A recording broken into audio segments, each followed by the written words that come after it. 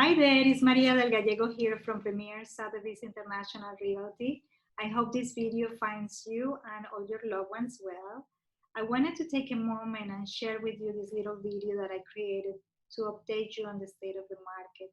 Many of you receive my monthly market video updates. This is a little bit different. I thought it would be very important to share with you the facts and the information about the market because there's a lot of misleading information out there. So my hope is that I can give you some kind of guideline and to share with you the facts so you can make a better decision and see if this is a good time for you and your family to move on with your plans, or maybe in the future. So with all that said, let me share with you these slides. This market update is done with the data provided by the Orlando Realtors Association, and the data includes not just the city of Orlando, but the greater Orlando area, and it is focused on the latest market reports for the last 2 months of March and April 2020. And here's the big question: should I buy or sell now? Well, let me tell you that if you feel like you're lost in a sea of information, you're not the only one. We are constantly bombarded with tons of conflicting information coming from different sources, and this can be so confusing and overwhelming. Let's talk about real estate during the pandemic. It is important to know that real estate was determined as an essential business in the state of Florida. So while trying to stay home and being safe and keep everybody else safe too, our industry had to quickly adapt to the new working conditions. And now, despite of the variety of changes, we are making transactions happen remotely, virtually, and electronically. In our company, we are doing virtual meetings to consult with buyers and sellers via video conferencing. We offer 3D virtual reality enhancements so our customers can experience the design, the layout, and the feel of the home as if they were there. We are doing more virtual tours than ever. These are curated virtual tours of key features and unique characteristics about the home. We are doing virtual open houses where we explore properties via live video conferencing or recorded property tours. We are doing all virtual contracts and closings through secure document signing and storage, mobile notaries, and non-contact closings. The second point I wanted to talk about, and this is very important, is that not all markets are equal. The Orlando housing market is not the same as other cities in the country. In fact, within our own Central Florida region, there are differences between the individual counties. Within our own city, different neighborhoods move differently. Some are more popular than others, more central located, etc. Metro West, for example, is different from Dr. Phillips. Dr. Phillips and Metro West are different from downtown. And these last three neighborhoods are totally different to Lake Nona or to Baldwin Park. And within each of these different neighborhoods, each particular community has its own market.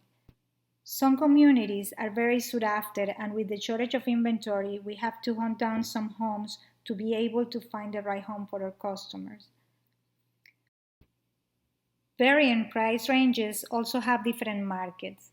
For example, homes that are priced under $500,000 have a different market than those that are priced $1.5 million, and so on. Let's take a general look at our Greater Orlando Area Market Report. We are going to compare the stats of March 2020 versus March 2019.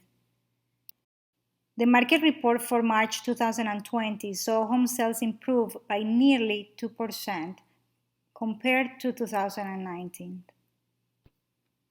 The median home price of homes increased by 8%, and the inventory experienced a year-over-year decline of 10%. These are strong facts that show once again that any changes in the market now are caused due to the current pandemic situation, and are not a direct reflection of the state of the economy before the pandemic. Let's take a look at the April's report. We anticipated a drop in the April's report due to the halt in our lives and the economy caused by the pandemic, and that is exactly what happened. So during April 2020, sales dropped 28% from April 2019. In spite of that, we saw that the overall median home price increased by 12%, and the inventory experienced a year-over-year decline of 3%.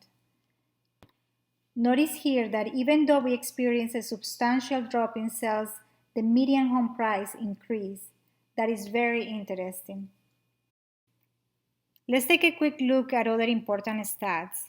We're going to take a look at the 3-year history of inventory, the mortgage rates, and days on market. In this chart, you can see 3 different colors that represent the 3 years. The column in blue represents every month in 2018 from January to December. The column in pink represents all the months in 2019 from January to December, and the column in green represents the year 2020 from January to April. In 2018, the inventory has remained under 8,000 properties, with the exception of 3 months in September, October, and November that went up a little bit. Usually it's the slower months of the year. In 2019, the inventory remained around 8,000 properties, but it started to show a decrease towards the last quarter of the year, which brings us to 2020 with the green columns. Here you can clearly see how the inventory has dropped even more at the beginning of the year, and it remains the lowest out of the 3 years. In this next chart, we can see the history in the last 3 years for the mortgage rates. Just like in the other chart, the blue represents 2018, where you can see clearly that out of the last 3 years, 2018 had the highest interest rates, which averaged between 4 and 5%. During 2019, the interest rates averaged between 3.6 to 4.4%. And now during 2020, we see interest rates averaging between 3.2 to 3.5 year to date. So as you can see, this year we have the lowest mortgage interest rate. The last chart represents the average dates on the market. This is the time from when the property went active for sale to the time it went under contract. Here we have the dates in the left side of the chart, and in the bottom we have the 3-year history starting from April 2017 all the way to April 2020. As you can see, the days on the market have actually come down during the last 2 months, and the days on the market have remained on average around the 2 months mark. So what does all this data mean? Well, we can observe so far that the market has been active and moving in spite of the pandemic. Prices are currently steady, and they actually went up in the past 2 months. There is still need for new inventory, so homes are welcome in the market right now. The interest rates continue to hit record lows. The average days on market have been very stable for a long time and actually decreased in these past 2 months. What is next? So far, during the first 2 weeks of May, we have already noticed an increase in listings and are noticing more activity from the buyer side too than in April. We are closely watching these numbers, and I'll keep you posted. This is totally expected because summer is around the corner, and this is the time that usually is more convenient for families to move. And even with the current situation, many people still need to move. Life has to go on. People still have to move due to changes in life, work, relocations, etc. As restrictions start to loosen up, life starts to normalize more and more. And assuming the stay-at-home orders are lifted and in most areas, and we keep moving forward, we're expecting the market to pick up speed once again. At this moment, the shortage of homes is expected to continue to be an issue. This has been an issue for many years now, and it is not easy that it changes from one day to another. One of the pros for sellers can be that the buyers that are shopping for their homes now are most likely to be certain about their finances, their jobs, and their needs. It's a matter of finding the right home. Some pros for buyers can be that they can potentially take advantage of shopping without the heavy competition and stress for past years. This is assuming, of course, that more inventory will come into the market this summer. Otherwise, if there is not a lot of inventory, we could probably be in the same situation as the past years. Also, buyers can take advantage of the buying power that low interest rates can give them. I wanted to give you an example of this. Let's imagine, for example, that you want to buy a home today for $350,000 with a 3% interest mortgage rate, with a conventional loan for 30 years and a down payment of 20%. With this, your payments will be probably about $1,475.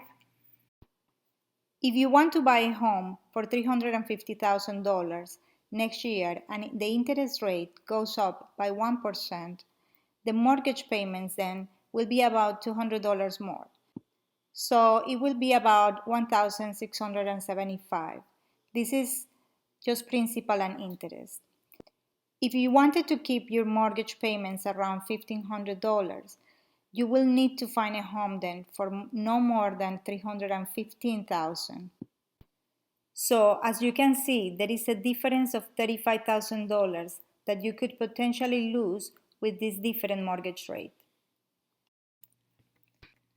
We have also seen some interesting incentives, especially in new construction during these past 2 months. I'm not sure if those will continue since they were done with the intention of moving more inventory during the peak time. It could definitely be a good incentive if they keep that during this summer for those who want to buy now.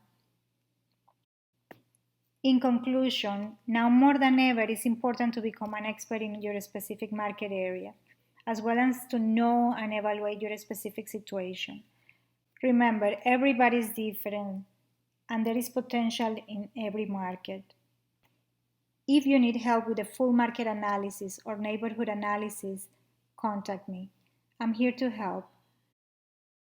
If you have a question about your home, if you need help right now or just want to talk, please let me know. I'm here for you. I wanted to invite you to check my website and Facebook page. There's a lot of great information there. Check it out.